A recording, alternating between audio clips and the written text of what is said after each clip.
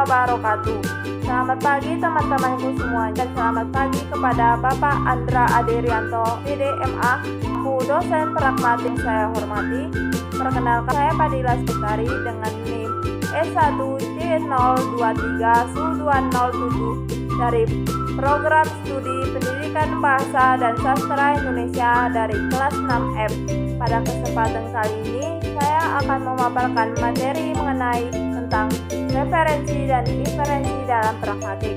Tapi sebelum kita membahas apa itu referensi dan inferensi, saya akan menjelaskan apa itu pragmatik secara singkat. Jadi, pragmatik adalah ilmu linguistik yang mempelajari makna tuturan berdasarkan konteks penggunaannya. Dalam pragmatik, makna suatu ujaran tidak hanya ditentukan oleh kata-kata yang digunakan, tetapi juga oleh situasi, hubungan antara penutur dan lawan tutur, serta pengetahuan yang mereka miliki bersama. Nah, di dalam pragmatik terdapat dua konsep penting, yaitu referensi dan inferensi. Kedua konsep ini membantu kita memahami makna yang terkandung dalam suatu tuturan, baik yang disampaikan secara langsung maupun tidak langsung. Yang pertama di sini yaitu ada referensi. Referensi adalah hubungan antara unsur bahasa dengan orang, benda, tempat, peristiwa, atau sesuatu yang dirujuk oleh unsur bahasa tersebut. Dengan kata lain, referensi digunakan untuk menunjukkan siapa atau apa yang sedang dibicarakan dalam suatu tuturan. Contohnya di sini, Ani membeli buku baru. Dia sangat menyukainya. Kata dia merujuk kepada Ani, sedangkan katanya merujuk kepada buku baru. Yang kedua di sini ada ciri-ciri referensi. Yang pertama, mengacu pada sesuatu di luar bahasa atau dalam konteks pembicaraan. Yang kedua, membantu pendengar memahami siapa atau apa yang sedang dibicarakan. Yang ketiga, maknanya bergantung pada konteks. Yang keempat, dapat berupa kata ganti, kata tutur, atau ungkapan bantu yang digunakan untuk menghindari ulang kata. Yang ketiga di sini ada jenis-jenis referensi. Yang pertama, referensi personal. Maksudnya yang ketiga ada jenis-jenis referensi. Yang pertama, referensi personal. Maksudnya di sini referensi yang menunjukkan pelaku dalam komunikasi. Yang ketiga di sini ada jenis-jenis referensi. Yang pertama, referensi personal.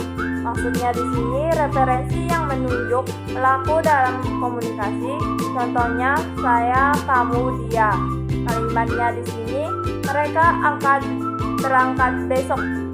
Kalimatnya di sini mereka akan berangkat besok pagi. Kata mereka merujuk pada sekelompok orang tertentu. Yang kedua, referensi demonstratif.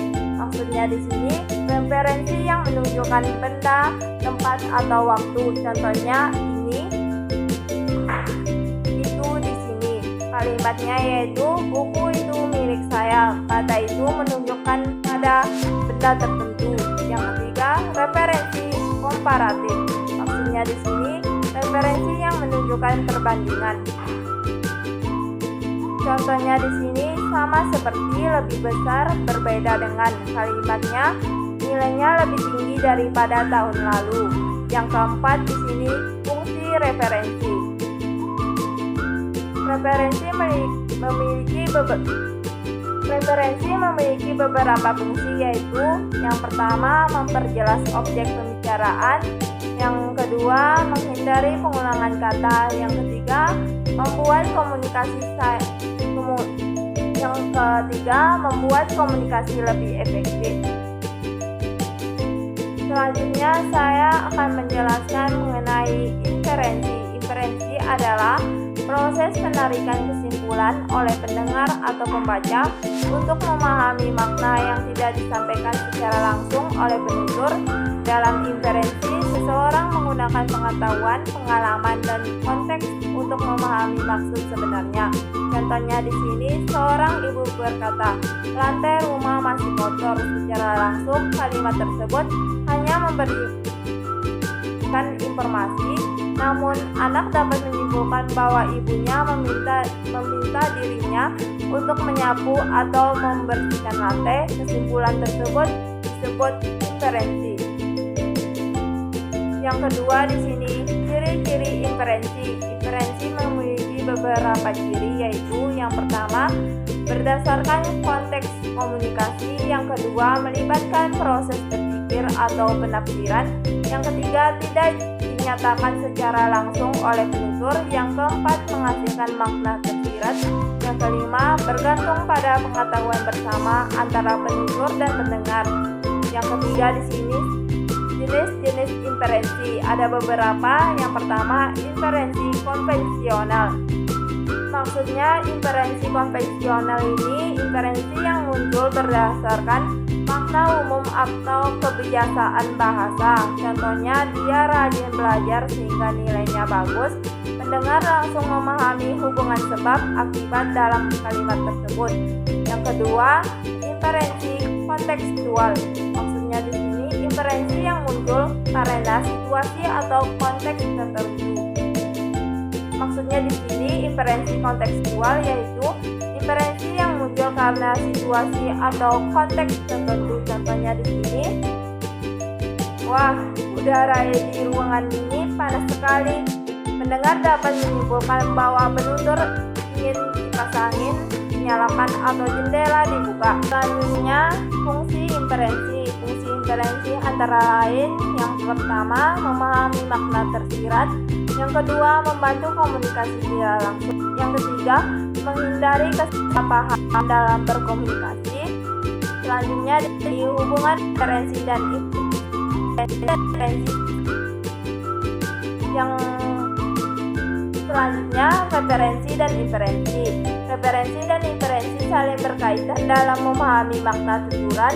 Referensi membantu kita mengetahui siapa atau apa yang dibicarakan, sedangkan inferensi membantu kita memahami maksud yang tersembunyi di balik tujuan tersebut. Contoh percakapannya di sini, Andi dan Cinta. Andi bertanya kepada Budi, apakah Budi sudah datang? Lalu Cinta menjawab, tasnya sudah ada di kelas. Sebut kata tasnya merupakan referensi yang merujuk kepada Budi. Kesimpulannya di sini bahwa Budi kemungkinan sudah datang merupakan inferensi. Jadi inferensi membantu mengenali objek yang dibicarakan, sedangkan inferensi membantu memahami makna yang tidak diucapkan secara langsung. Jadi kesimpulannya di sini, berdasarkan pembahasan tersebut dapat disimpulkan bahwa referensi adalah hubungan antara bahasa dan sesuatu yang dirujuk oleh bahasa tersebut, sedangkan inferensi adalah proses penarikan kesimpulan untuk memahami makna yang tidak disampaikan secara langsung. Referensi memiliki ciri mengacu pada objek tertentu dan terdiri atas referensi persona, demonstratif, serta komparatif. Sementara itu, inferensi memiliki ciri berupa penafsiran makna berdasarkan konteks dan terdiri atas inferensi konvensional serta inferensi kontekstual. Sekian pemaparan materi dari saya, lebih kurangnya saya mohon maaf. Wabillahi taufiq wal hidayah. Wassalamualaikum warahmatullahi wabarakatuh.